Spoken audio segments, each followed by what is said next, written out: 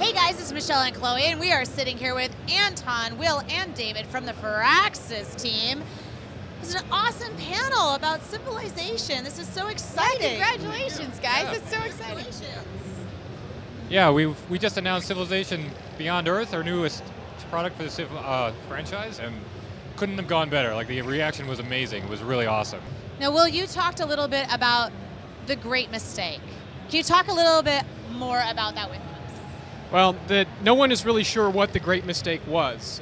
Because of this dark age that followed, there was this period of, well, sort of a historical blackout, really. No one's really sure. But it was some conflict that caused a massive humanitarian crisis, which destabilized the nations of the world. So when you start Beyond Earth, the nations that you get to choose as your sponsor are different. They're sort of like what we have today, but are not exactly the same, and the cultures have mixed, and it's really cool. We had a lot of fun designing it. Yeah, and then when you land on the new alien planet, you have only what you brought with you. And other civils show up a few turns later, maybe 20, 30 turns later, and you all got to kind of figure out together what this place is like and how dangerous it is and how you're going to survive, and then eventually who's going to win. So what kind of dangers are the players going to face? Well, alien horrible creatures to start with. It's a fully alive planet that it's got all the ecosystems and life forms and food chains and some pretty nasty beasts out there that aren't really going to be your friends, especially if you start trying to tear up their homes and build farms and stuff. Yeah. Talking about the different factions that we have, different factions are equipped with different ways to be able to interact with these beasts. They start off with some advantages, yes, and then a lot of what you find that you want to do with them is based on what you learn when you're there. So you can shoot them, and that works pretty well. You can shoot them and study them, and then maybe you can learn either how to shoot them better or use them for your own. Like, you can make them part of your own army and learn to kind of live with them. There's lots of opportunity, and it's not just the faction that gets to do this. Anybody can do this. Yeah, right. How are these affinities going to affect gameplay? So the primary way, I guess there's two ways that they affect gameplay, and one is in the tech web. So instead of having a traditional technology tree as you might expect in a Civilization game, we have a technology web where you start at the beginning and kind of in the middle of this spider web of different technologies. You can kind of explore in all these different directions. And depending on what you choose, you start developing progress towards these three affinities. And that progress not only kind of guides your decisions on the tech web, but it also influences the type of units that you get and the upgrades that they get. So if you go, if you focus on supremacy, for example, your army, instead of being just humans, will start to have cybernetic implants, and they'll be kind of these giant robotic army towards the end of the game when you're very advanced. And it's really cool to see on the battlefield. Do you feel like you guys took some inspiration from other games? Oh, absolutely. You know, well, at the top of the panel, we mentioned Alpha Centauri, of course. That's sort of the elephant in the room, right? And we're huge fans of that game, so naturally, we got a lot of inspiration from that. And just the entire Civ franchise over the 20 years it's been around, you know, we built on that. We really understand Civilization. Our team understands Civilization, and our fans, you know, are a huge help there too. What was the inspiration about the introduction of affinities? Where did that come from? Well, I mean, it's a story about the future, which is a story nobody knows yet, right? We wanted a way for the players to kind of predict where they could go, you know, choose from among a variety of options that they can kind of tell already what that might be like. And so we picked three that we think are really evocative. One of them is super technological and robotics. Everybody likes robots. One of them is sort of super organic and genetic modification, and so the planet itself is really interesting, and if you like that, you can go that direction. And the other is kind of neither one, but comes along with its own interesting benefits and harkens back to really classic, interesting things about Earth history. So it's got a very kind of classical, valiant look to it, like knights and Roman forums way about it. So those are the sort of the themes of the affinities, and then they represent a way that you can play the game kind of and end up in a place that you already tell when you start the game will be fun. Where did the genesis of that come up from? I know the two of you guys have been friends for a very long time. Is this something that you guys talked about ahead of time? I mean, this whole game is something that we've it's been rattling around in our heads for a while, and we've been talking in the years of our directorship for a while at Firaxis. We finally got to do it. When we started the product, we took a huge list of sci-fi books and we carved them up and we each read them. And a lot of these post-humanist ideas, the harmony, purity, and supremacy ideas, the victory conditions, things like that, are sort of inspired by the great works of science fiction, and also, real life scientists. So Carl Sagan, Neil deGrasse Tyson, these guys who are the evangelists of science in our culture today. Obviously, we draw a lot of inspiration from them. I love that you actually quoted Carl Sagan in the panel. That was brilliant. That is so amazing. Can I ask a question about the timelines? So how are the timelines in space going to differ from the timelines in historic Earth? Yeah, so the game starts about 200 to 250 years after kind of modern day. And the timeline continues like, you're used to in a civilization game. You kind of start out in 4000 BC in the Stone Age, and things take longer to do in the Stone Age, so each turn kind of takes decades. And then it kind of like shortens as the game continues. But our game, it's 1 year every turn, and it's kind of like, everything happens very fast, but it's still that same kind of turn pace that you're used to as a civilization player.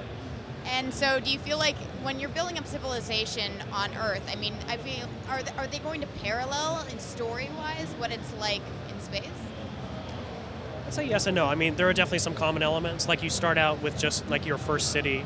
Right. But I think, I suppose, like I worked on Civilization 5, the 2 expansions, and so that's something very familiar to me. So compared to that, Civilization 5, you start out with one city and you kind of expand and you found more cities, and you kind of run up your borders against your neighbors relatively quickly, and then it's about kind of combating each other. But in Beyond Earth, you're really interacting with the planet from the very early game, and so it's about seeing these alien life forms that are in your way and how do you deal with them, and the strange resource that you find, and like whether you can tap into them or whether you have to do something else. So it's really about the planet, and it feels very different. It's something very satisfying for me, especially coming from Civ 5, to be playing Beyond Earth now. Yeah, that was something they were talking about in the panel, is for you in particular, you didn't really have as much constraint on this as you have in the past with the historical constraints that you've had. This is kind of something that you've been able to build on imagination. Yeah, and I think it's a very different feeling game because of that, and that's partially because of the new systems that we've been free to put in, and also because of the fun fiction and the fun world that we've been able to really bring to life with all the art. Can I ask what sci-fi books you guys read in order to prepare for this? It's going to be quite a long list. We don't have enough time. But I personally read, I went back to some of my favorites with Orson Scott Card and Frank Herbert, who wrote Dune, of course. And then I read some new stuff by a guy I hadn't read any before, Greg Bear, who I'm sure many sci-fi fans would say, oh, you should have already known about him. Well, I know him now. Yeah, same here. I mean, the Asimov, of course, go to the source, right? Asimov, Arthur C. Clarke, Dan Simmons, some of the Russian authors that have written some great stuff in the 60s, like Roadside Picnic and Solaris. These are just really imaginative. It's a great, we got a deep bench, right, of creative material to draw from. And we think that if you're a sci-fi fan, we've put a lot of little things in there for you to find. So yeah, and for me, I focus mostly on Dan Simmons and Werner Vinge. Those were the 2 authors that I kind of read most heavily for pre-production. But one of my favorite books was Asimov's Foundation trilogy growing up. So that's Chloe and I were both completely blown away by the artwork. Oh yeah, absolutely. The artwork for this is just gorgeous. It's very reminiscent of you were saying sort of a 1970s sort of print, reminded me of 2001 Space Odyssey. And I like you saying all these books and these authors, it's very clear how passionate you are about this game. So I'm really excited to see what you guys do with it. I know the fans' reaction was insane. Oh my God, they were so How did you guys feel? How did you guys feel about that? It's such an honor for us to work on this franchise. I mean, we feel the weight of that. The 20 years of Civ, the Sid Meier's name above our game, it's a big deal. And to see the fans react the way that they did today was just so gratifying. It makes it all worth it. I mean, you heard in them kind of like how we felt when we got to do it, when we were told we got to do it. Because I grew up on these games. I love them as much as they do. And so it was just an unbelievably special moment to see all of that kind of vindicated in one great roar. Yeah. I have another question for you guys about the quests. Let's talk a little bit about quests. The quest system, as we mentioned in the panel, is this, it's kind of a vehicle for us to deliver some fiction to the player. And the analogy that we used in the panel was, we deliver it in the way that Magic the Gathering does, where each card has this little bit of fluff below it, and that's your window into that world. You're not really sure, exactly what's going on. You as the player fill in the gaps, and we really do believe that our players are way more imaginative than we are. We're not interested in telling them a story that we've written for them. We're interested in them building their own. And the quest system is something that reinforces that idea. Civilization in general, if you talk to any Civ fan, they're going to tell you about their experiences, their stories. You know, Gandhi did this to me, and then Genghis Khan came in here and did that. And you know, it's the stories that they tell. And we wanted to build systems that help players tell their own stories. I have one last question. What aspect of the game are you personally most excited about? We'll start over here. I would say for me, the orbital units. That's something, especially I've been working on, the past 2 months or so, really intensely on it, and it's going to shake up the tactical game that you're used to from a Civilization game. It's going to be really exciting. Nice. There's so many parts. I'm really excited about the quest system. Also, we have a cool expansion on the idea of espionage and covert operations that we haven't really shown yet. So that's a system that I'm particularly excited about.